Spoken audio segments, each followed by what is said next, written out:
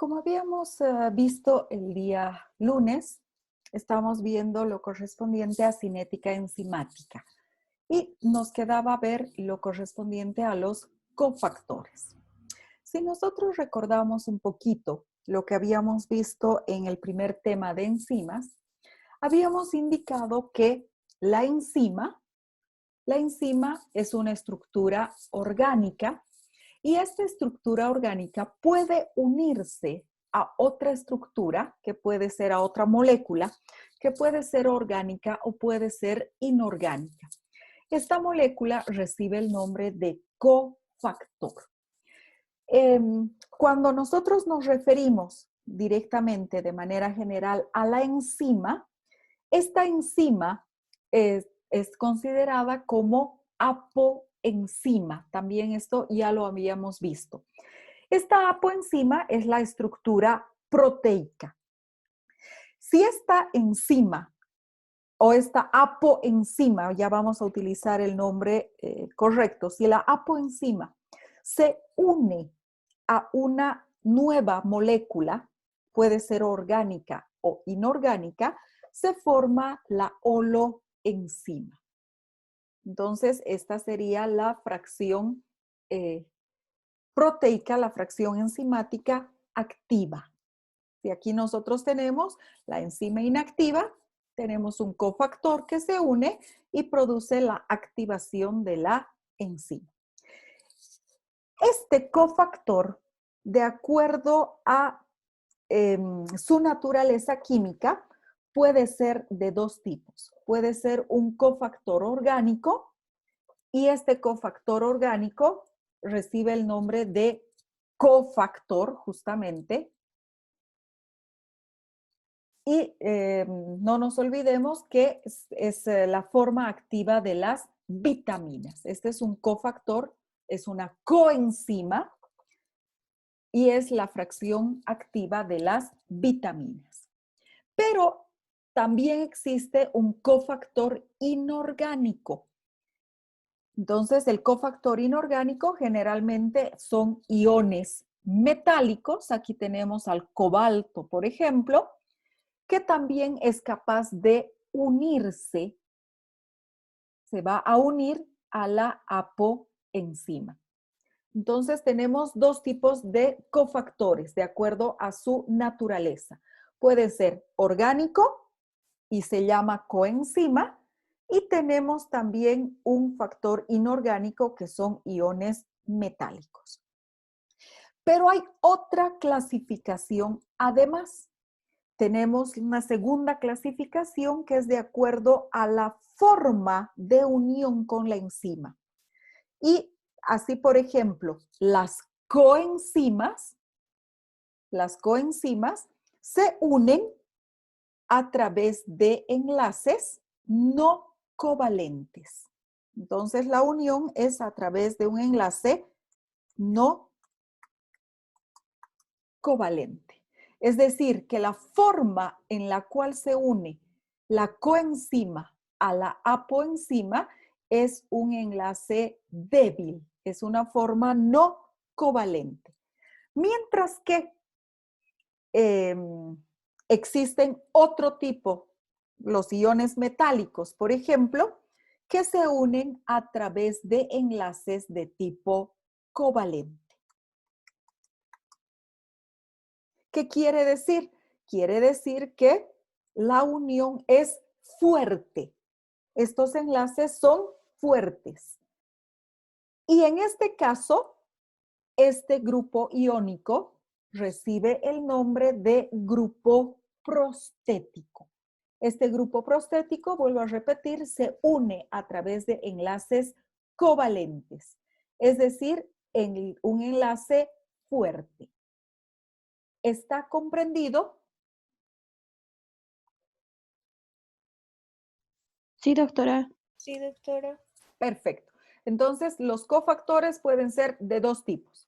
Pueden ser coenzimas o pueden ser grupos prostéticos. Y los grupos prostéticos son iones metálicos. Las coenzimas son las formas activas de las vitaminas. ¿Qué el sitio activo? El sitio activo es una región dentro de la enzima, una estructura tridimensional dentro de la enzima, donde la enzima, o mejor dicho, donde el sustrato se va a unir a la enzima. Entonces, es un pequeño bolsillo, es un pequeño huequito tridimensional que está formado por residuos de aminoácidos. Esta es la estructura, la parte más importante de la enzima. Entonces, se trata de una hendidura que se encuentra en el interior de la enzima. Esta parte, este huequito, es la única región de la enzima que tiene afinidad por el sustrato. Y el sustrato se va a unir íntimamente a esta región para formar el complejo enzima-sustrato. Después se convierte en complejo enzima-producto y finalmente se produce la liberación del producto. Solamente, como ustedes pueden ver, representa una pequeñísima parte del total del tamaño de la enzima. La enzima es muy grande y su centro activo, que es donde se va a unir el sustrato, es apenas una pequeña porción de esta enzima. Se puede decir que el sitio activo o el centro activo es la representación negativa del sustrato. ¿Debido a qué? A que se acopla el sustrato perfectamente en el sitio activo. Este sitio activo se encuentra formado por cadenas de aminoácidos. Sabemos que los aminoácidos tienen su cadena lateral y estas cadenas laterales van a formar con el sustrato enlaces no covalentes, enlaces débiles para que puedan liberar el producto de manera muy sencilla. La mayor parte de los enlaces no covalentes que se forman entre el sustrato y el sitio activo son enlaces por puente de hidrógeno. ¿Y a qué se refiere que representa o que tiene la representación negativa del sustrato?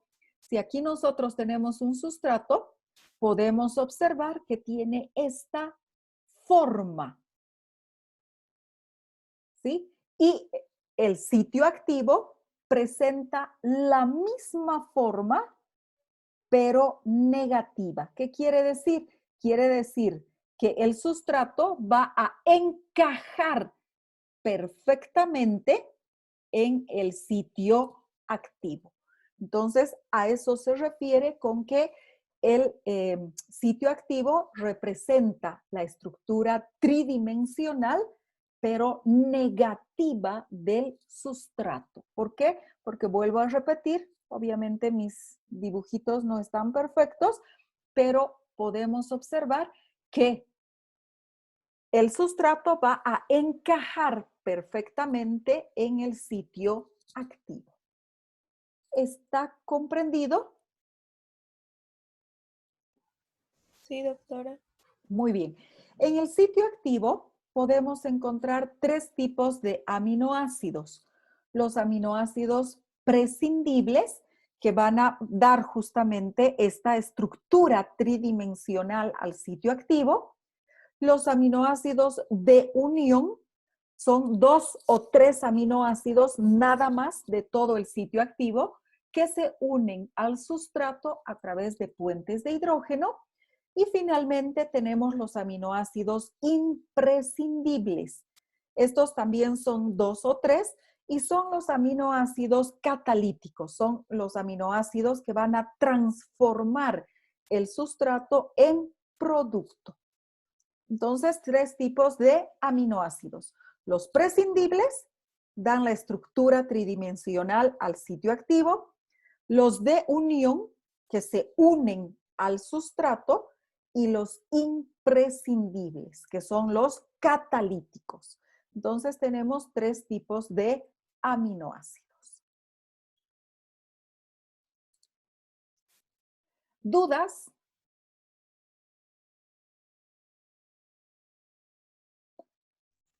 Como nadie toma la palabra, sí, dime. Doctora, ¿cuál es el segundo tipo de sustrato? Disculpe, ¿nos podría repetir? ¿De sustrato o de aminoácido? De sustrato, doctora. De sustrato. Solamente hemos hablado de un tipo de sustrato. El sustrato que tiene una estructura y que se une al centro activo. De aminoácido, doctora, disculpe. Sí, de aminoácido. Entonces, en el sitio activo existen 3 tipos de aminoácidos. El primer tipo de aminoácido es el aminoácido prescindible, ¿sí? Es decir, que puede ser cambiado, por eso es prescindible, que le da la estructura tridimensional al sitio activo. El segundo tipo de aminoácido es el aminoácido de unión. A través de su cadena lateral, este aminoácido se va a unir a través de puente de hidrógeno al sustrato para formar el complejo enzima-sustrato. Y el tercer tipo de aminoácido es el aminoácido imprescindible. ¿Por qué? Porque es el aminoácido catalítico. Quiere decir que es el que va a producir el aumento de la velocidad de la reacción. Si nosotros en la enzima no tenemos este aminoácido imprescindible, entonces no se va a producir la formación del complejo enzima-producto. ¿Está respondida tu pregunta? Sí, doctora, muchísimas gracias. Ok, entonces 3 tipos de aminoácidos presentes en la enzima. Los sustratos no los estamos tocando. Bueno, ahora sí vamos a hablar ya específicamente de la especificidad enzimática. La especificidad enzimática, en un principio, o sea, el primero que habló de que una enzima es específica para un sustrato, fue Fischer. El modelo es un modelo de Fischer o también conocido con el nombre de modelo de la llave y la cerradura. Este modelo pone como ejemplo que la enzima es la chapa de una puerta o un candado y el centro activo es justamente la cerradura, mientras que el sustrato es una llave. Entonces, ¿por qué explica este modelo la especificidad enzimática? Porque tenemos diferentes chapas con diferentes cerraduras y solamente una llave concreta es capaz de ingresar a la cerradura y abrir la puerta o el candado, activar a esta chapa para que pueda abrirse. Entonces, eso es lo que propone justamente Fischer a través del modelo de la llave y la cerradura. Es un modelo obviamente muy ingenioso debido a que todos los sustratos son diferentes. Todas las llaves son diferentes y solamente se van a acoplar perfectamente a la cerradura que le corresponde. En el caso de las enzimas, solamente va a funcionar cuando se produzca la unión con el sitio activo. Literalmente, como una llave y una cerradura. ¿Cuál es la falencia, digamos, de este modelo? En este modelo, el sitio activo es rígido y es inmóvil. Y el sustrato tiene que encajar perfectamente en el sitio activo para poder producirse la reacción enzimática. Entonces, lo mismo que sucede con una llave. Podemos tener una llave parecida, pero si no es la misma, entonces no va a poder abrir la puerta, abrir la chapa. Entonces, nosotros aquí tenemos el sustrato que tiene una estructura, presenta esta estructura. Voy a tratar de dibujarla lo mejor posible. Y tenemos aquí, vamos a dibujarla con otro color, tenemos aquí el sitio activo, que es la representación negativa perfecta del sustrato.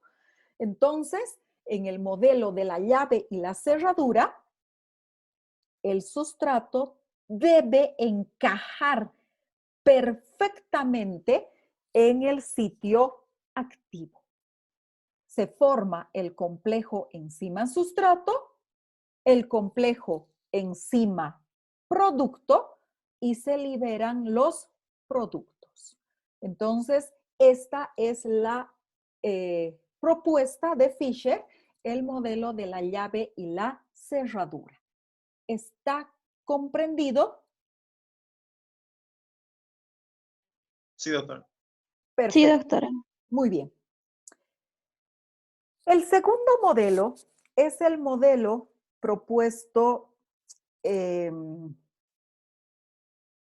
por Kosland y se conoce con el nombre de modelo del ajuste inducido, también conocido con el nombre de modelo del guante y la mano. Entonces, ¿a qué se refiere este modelo del ajuste inducido? En el modelo del ajuste inducido, nosotros tenemos la enzima que tiene su centro activo. Aquí tenemos el centro activo de la enzima, pero si ustedes pueden ver, el sustrato, bueno, en este caso en la imagen tenemos dos sustratos. Se trata de una reacción de síntesis, no importa. El sustrato no tiene exactamente la misma estructura que el centro activo. Centro o sitio son sinónimos, ¿sí? Dependiendo de la literatura que nosotros utilicemos, en algunas se puede utilizar como centro y en otra como sitio. Entonces podemos observar claramente que los sustratos no son, o mejor dicho, el centro activo no es la representación negativa de los sustratos. Entonces, ¿qué propone Kosland? Propone o explica el modelo del ajuste inducido, en el que el sustrato se va a unir al centro activo y va a producir un cambio conformacional. Es decir, que la enzima se modifica estructuralmente y se amolda a la forma del sustrato. En este momento, cuando se produce el complejo enzima-sustrato, recién se va a producir la representación negativa del sustrato. Entonces, recién cuando se forma el complejo enzima-sustrato, nosotros tenemos que el centro activo, que el sitio activo de la enzima, es la representación negativa del sustrato. ¿Está comprendida esta este segundo modelo?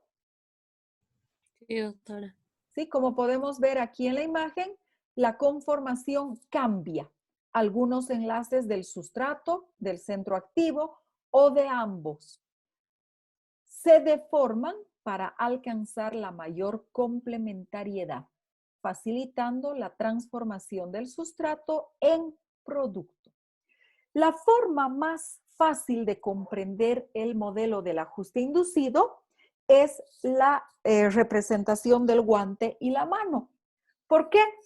Porque nosotros actualmente en alguna información indica que para el COVID, para evitar la transmisión, debemos salir a la calle con guantes. ¿Sí? Yo les recomiendo que no empleen guantes para salir a la calle, a no ser que estén yendo al hospital. Ahí sí, una vez que ingresan al hospital, tienen que ponerse guantes. Y al salir, tienen que quitárselos y lavarse, obviamente, las manos. ¿Por qué no recomiendo que salgamos a la calle todos los días con guantes? Porque nos confiamos. Pensamos que el guante, efectivamente, el guante es una barrera protectora. Pero si todo el día estamos con guantes, ahí en el guante vamos a tener una mayor cantidad de virus. Y si nosotros, como estamos confiados, nos descuidamos y llevamos la mano con el guante al rostro, podemos producir la infección.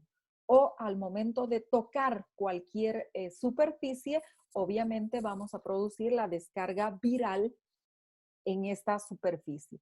Es preferible, si vamos a salir a la calle, no utilizar guantes. El barbijo, sí.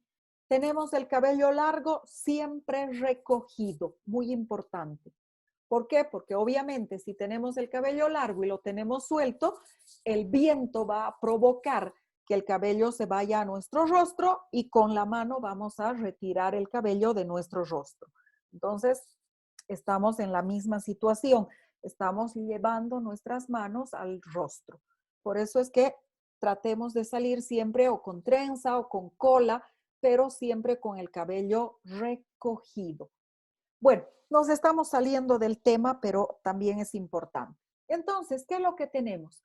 Si nosotros tenemos un guante, o porque nos hace frío, por ejemplo, hoy parece que es el día más frío de todo el invierno hasta ahora, entonces, ¿qué es lo que tenemos? Tenemos una estructura. El guante podría ser la enzima. Y el sitio activo va a ser el espacio donde nosotros vamos a meter la mano.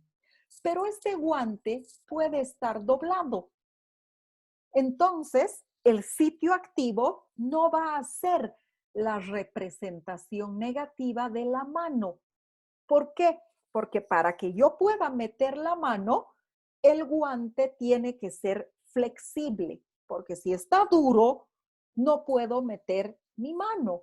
Entonces, eso es lo que determina el modelo del ajuste inducido. Incluso, yo puedo tener un guante que me quede pequeño, pero si es que yo meto mi mano, como el guante se estira, se expande, entonces se va a acoplar perfectamente a mi mano. Y aquí tendríamos el cambio en la conformación, en la estructura del guante para que se forme el complejo enzima-sustrato. ¿Está comprendido? Sí, doctora. Sí, doctora. ¿Sí? Entonces, como dice la imagen, el guante no es la representación negativa de la mano. ¿Hasta cuándo? Hasta que la mano no sea introducida en el guante. En ese momento sí se convierte en la estructura, en la representación negativa del sustrato. Ahora, parecería que son dos teorías, dos modelos diferentes, pero se ha comprobado a medida que han avanzado las investigaciones referentes a las enzimas, que ambos modelos son complementarios. Es decir, primero, las enzimas, estas enzimas no representan la mayor parte de ellas porque se encuentran inactivas. A veces incluso esta enzima se va a encontrar bloqueada, porque si todas las enzimas en nuestro organismo estuviesen activas, entraríamos en un caos, entraríamos en una anarquía metabólica. Imagínense, ¿sí? En el caso de las enzimas, el mejor ejemplo considero yo que son las enzimas digestivas. ¿Qué sucedería si es que el 100% de enzimas digestivas en nuestro organismo, en el estómago, por ejemplo, estuviesen activas? Si nosotros consumimos alimentos, estas enzimas van a degradar estos alimentos, estas proteínas, por ejemplo. si se trata de enzimas proteolíticas. Pero, ¿qué sucede si nosotros no consumimos alimentos y estas enzimas son activas?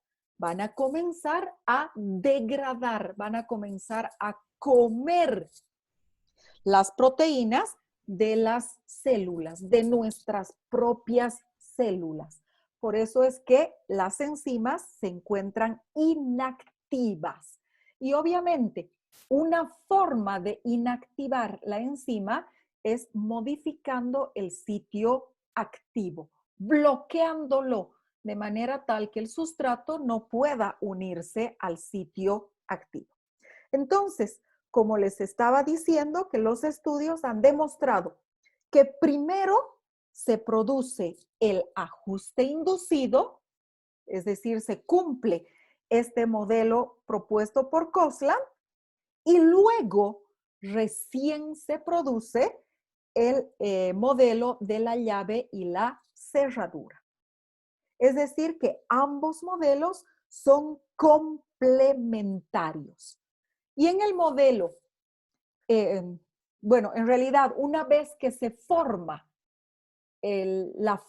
valga la redundancia, la forma, la representación negativa del sustrato, se libera el producto y la enzima queda con la estructura del sustrato.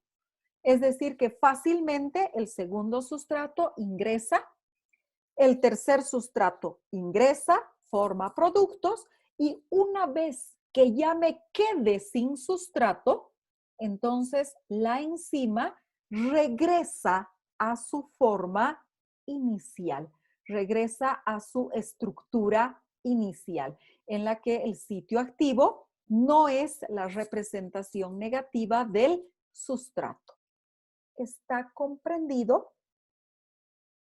Sí, doctora.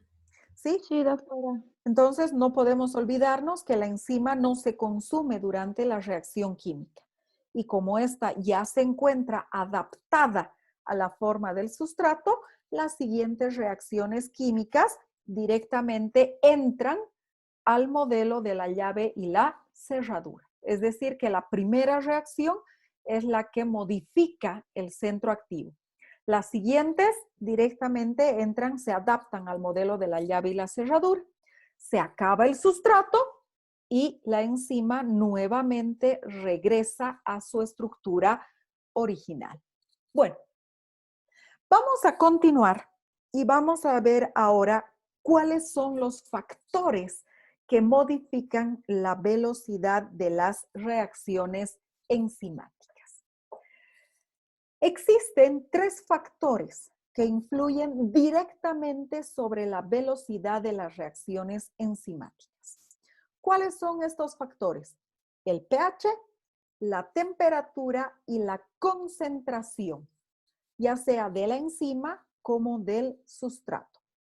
Como vamos a ver, el pH y la temperatura se relacionan directamente con la apoenzima, es decir, con la parte proteica de la enzima. Y vamos a ver que tanto el pH como la temperatura pueden modificar la estructura enzimática, la estructura proteica. Incluso pueden desnaturalizar la proteína, la enzima. En cambio, la concentración de la enzima y del sustrato se relacionan directamente con la velocidad de la reacción. Tanto el pH como la temperatura son esenciales para la actividad enzimática debido a que pueden, modificando el pH o modificando la temperatura, se puede aumentar la velocidad de las reacciones, se puede disminuir la velocidad o incluso podemos evitar que la reacción enzimática se produzca. Vamos a hablar primero de la temperatura. Como dice la imagen, el aumento en la temperatura produce un aumento en la velocidad de la reacción enzimática. ¿Por qué? Vamos a ver, la temperatura tiene una actividad diferente. A medida de que la temperatura aumenta, nosotros podemos ver aquí que se forma una campana. A medida que la temperatura aumenta, entonces la velocidad de la reacción, aquí tenemos velocidad, temperatura, la temperatura va aumentando, la velocidad de la reacción también va aumentando. Pero la velocidad aumenta hasta que llega a una velocidad máxima. A una temperatura X vamos a tener una velocidad máxima. Si nosotros tuviésemos aquí grados centígrados, veríamos que alrededor de los 36 a 37 grados centígrados, la velocidad de la reacción enzimática no es la máxima. Aquí estaría 36 a 37 grados centígrados. No es la velocidad máxima de la reacción enzimática. Más o menos tendríamos por ahí 36 a 37 grados centígrados. Lo que significa que si la temperatura en nuestro organismo llega a 38 grados centígrados, la velocidad de las reacciones enzimáticas siguen aumentando. Pero si se supera 39, 40, 41 grados centígrados, la velocidad de la reacción va a comenzar a disminuir. Comienza a disminuir. ¿Por qué? Porque sabemos que la temperatura produce la desnaturalización de las proteínas. El aumento de la temperatura, en pocas palabras, va a provocar que la proteína se cocine. Y les había dado un ejemplo concreto, el ejemplo de la clara de huevo. ¿Qué es lo que sucede? La clara de huevo es albúmina, es una proteína.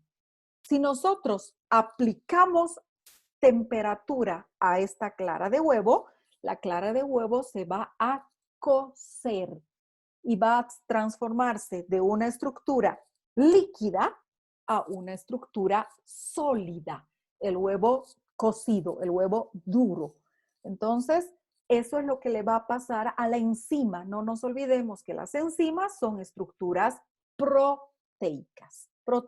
Ahora, ¿por qué aumenta la velocidad de la reacción de acuerdo a el aumento de la temperatura? Entonces, aquí nosotros tenemos que a medida que va aumentando la temperatura, entonces la velocidad de la reacción va aumentando. ¿Por qué se produce este aumento? Porque la temperatura va a provocar un aumento del movimiento browniano. Va a provocar un aumento de la entropía, segunda ley de la termodinámica. Y si nosotros aumentamos la entropía, va a provocar que las moléculas, tanto de sustrato como de enzima, se muevan mucho más rápido. Y esto nosotros podemos observar cuando colocamos agua a hervir. Vamos añadiendo agua y nosotros vemos que el agua está quieta. Entonces añadimos agua en una ollita, por ejemplo, y a medida que va aumentando la temperatura, vamos a ver que se va a producir un movimiento en el seno del agua. Y cuando comience a hervir, entonces prácticamente toda el agua se va a mover. Y ahí nosotros sabemos que efectivamente el agua ha alcanzado su punto de ebullición. ¿Qué es lo que hemos hecho? Hemos logrado que aumente el movimiento browniano. Y si nosotros estamos en un sistema enzima-sustrato, este movimiento browniano va a provocar choques efectivos. entre la enzima y el sustrato, lo que va a producir un aumento en la velocidad de la reacción. Rápidamente se va a unir, van a chocar a través de enlaces, choques efectivos, se va a producir el enlace de la enzima con el sustrato, se forma el complejo enzima-sustrato, enzima-producto y finalmente la liberación del producto. Queda libre la enzima para volver a unirse a otro sustrato. ¿Está comprendida? Sí, doctora. Ahora, ¿qué sucede si nosotros tenemos un proceso febril? Ustedes saben que la fiebre puede provocar convulsiones e incluso la muerte del paciente. ¿Por qué? Vuelvo a repetir, porque la enzima va a desnaturalizarse. Entonces, como consecuencia de una fiebre muy elevada, los pacientes van a convulsionar. Y finalmente, si es que la temperatura sigue subiendo, obviamente la desnaturalización de las proteínas, de las enzimas, pueden provocar que el metabolismo se paralice. Y si el metabolismo se paraliza, pues obviamente esto tiene su consecuencia, la muerte del paciente. ¿Está claro? Sí, doctor. Sí, doctora. Perfecto. Vamos a hablar ahora del pH.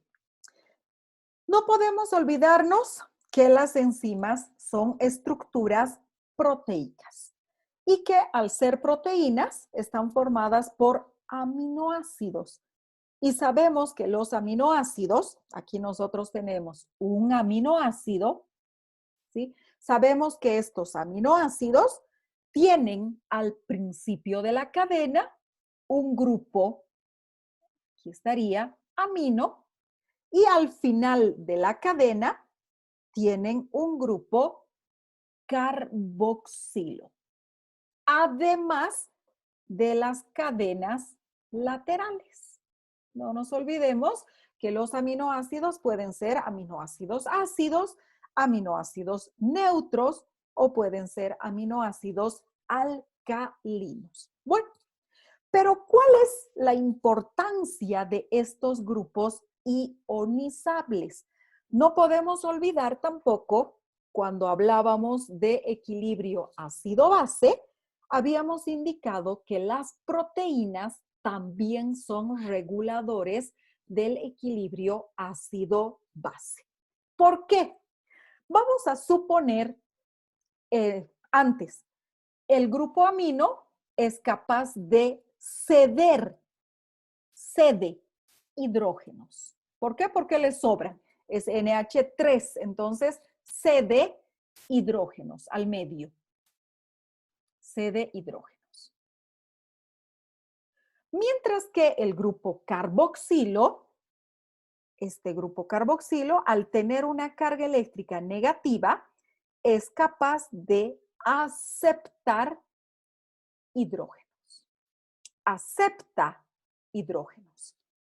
Entonces, vamos a suponer que antes, ¿cómo cumplen su función?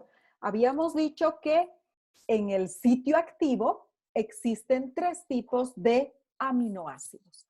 Estos aminoácidos son los prescindibles, los de unión y los imprescindibles. Aquí los que van a actuar son los aminoácidos de unión, porque si yo tengo aquí un sustrato, lo vamos a escribir. Aquí tengo un sustrato. Este sustrato se va a unir a este aminoácido a través de un puente de hidrógeno. Vamos a poner con otro color para que no se confunda. Entonces, el sustrato se une a este grupo carboxilo a través de la formación de un puente de hidrógeno. ¿Por qué tiene que ser puente de hidrógeno? Porque se trata de un enlace no covalente. Se trata de un enlace débil. Y si no se une a través de puente de hidrógeno, no va a poder ser liberado el producto. Hasta aquí está comprendido. Sí, doctora. Muy bien. Ahora, ¿qué sucedería si es que en el medio, por ejemplo, aumenta la cantidad de hidrógenos? ¿Por qué? Porque se ha producido una acidosis. No importa si es acidosis metabólica, si es acidosis respiratoria. Lo que nos interesa es que en el medio aumenta la cantidad de hidrógenos. Entonces, el exceso de estos hidrógenos va a ser captado por el grupo carboxilo. Entonces, el grupo carboxilo se va a encontrar bloqueado, se va a unir aquí el hidrógeno. Y cuando venga el sustrato, ¿a quién se va a unir?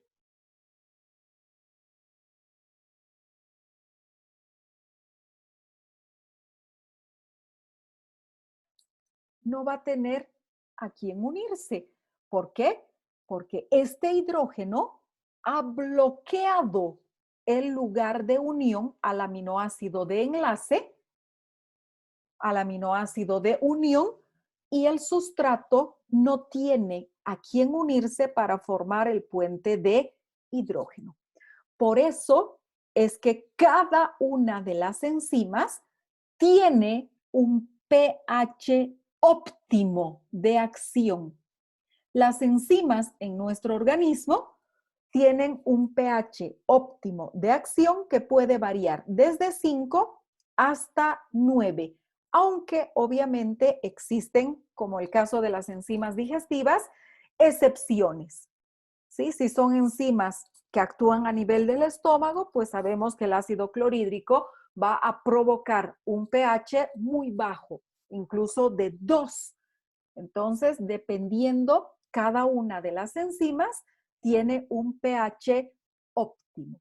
Pero si una enzima tiene un pH óptimo, por ejemplo aquí de 6.8, la disminución o el aumento en el pH va a provocar la desnaturalización de la enzima. ¿Por qué? Porque se va a bloquear el lugar donde el sustrato tiene que unirse para formar el enlace no covalente. ¿Está comprendido? Disculpe, doctora, una pregunta.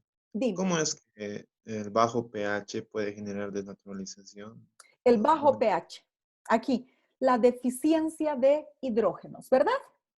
Sí, En este caso, el grupo funcional que va a actuar es el grupo amino. Este grupo amino, ¿qué es lo que va a hacer? El grupo amino va a comenzar a ceder hidrógenos. Entonces, al ceder estos hidrógenos, se va a producir también la desnaturalización de las proteínas. ¿Por qué? Porque el sustrato no siempre se une aquí, no siempre se une al carboxilo.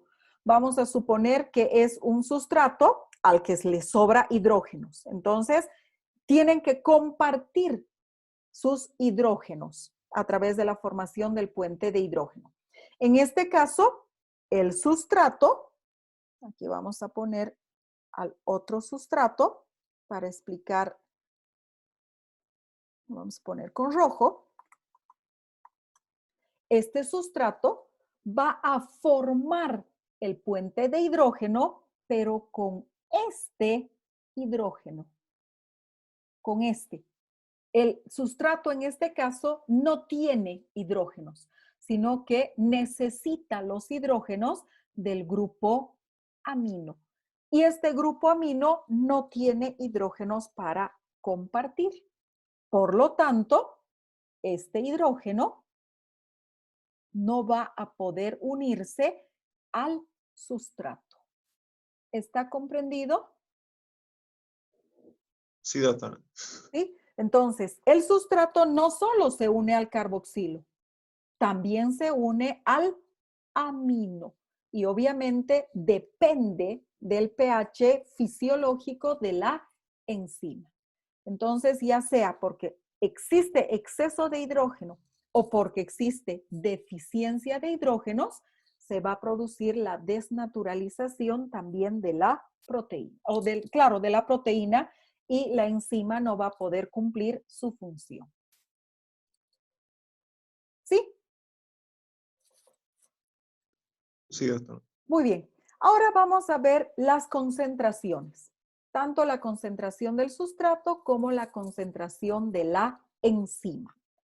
En esta imagen tenemos que la concentración del sustrato es la que está aumentada.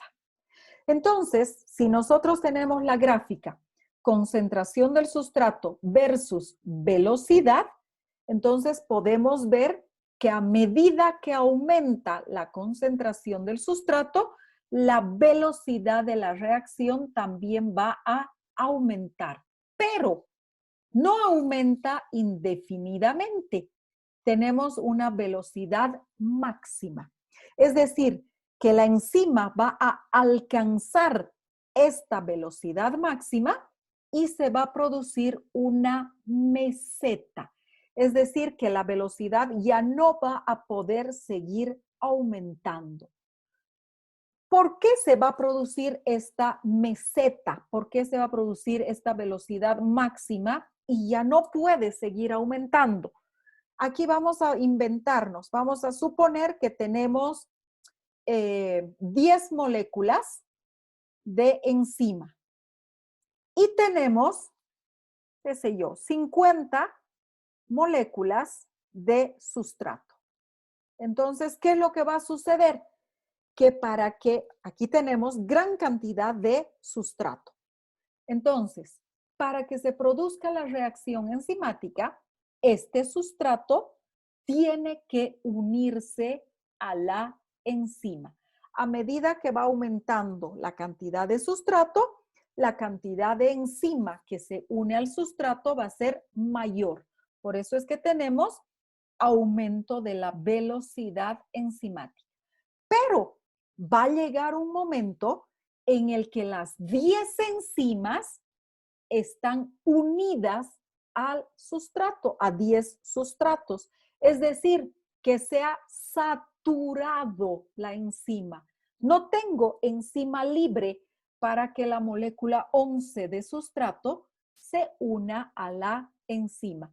Esta molécula 11 tiene que esperar que la enzima libere el producto y tenga nuevamente una enzima libre. Entonces tiene que liberar el producto. Aquí lo vamos a anotar.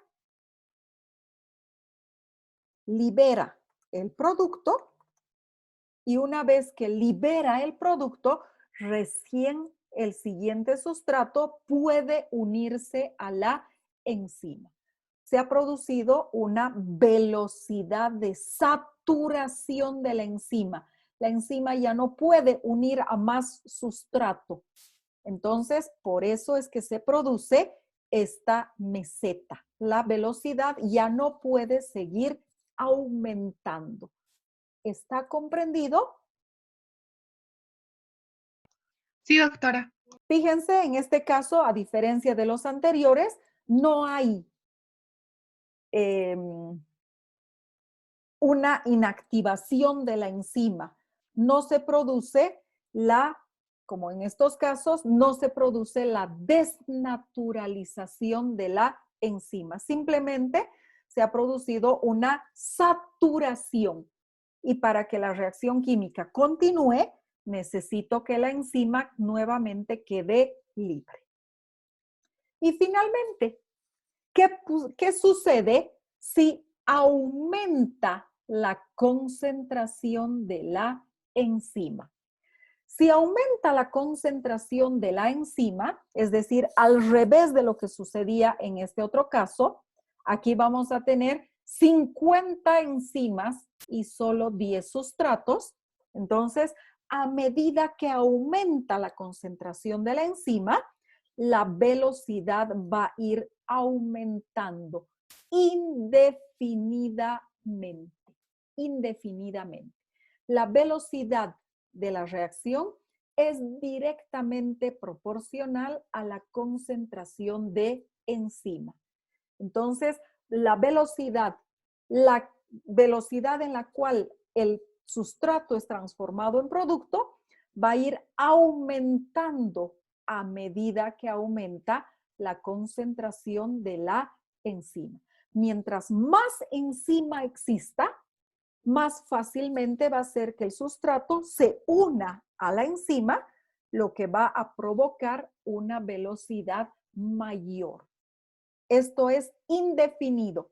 Si yo tengo una relación enzima-sustrato de 1 a 1, voy a tener esta velocidad. Si tengo una relación de enzima-sustrato 1 a 2, es decir, un sustrato, 2 enzimas, entonces la velocidad va a ser mayor. Y si tengo la relación 1,3, 1,4, entonces la velocidad va a ser cada vez mayor. ¿Por qué? Porque tengo poco sustrato, pero tengo gran cantidad de lugares a los que se puede unir este sustrato en la enzima. Por lo tanto, la velocidad va a ir siempre aumentando. ¿Está claro? Sí, doctora. Perfecto. Muy bien. Para el día lunes vamos a hablar la última parte de enzimas, que son los modificadores.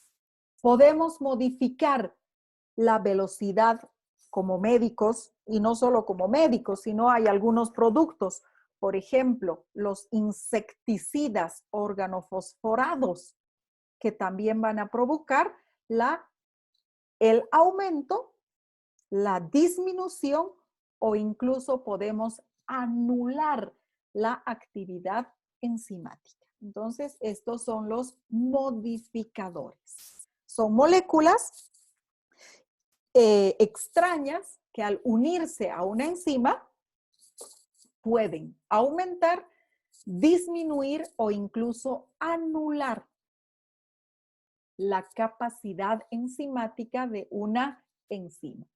Listo.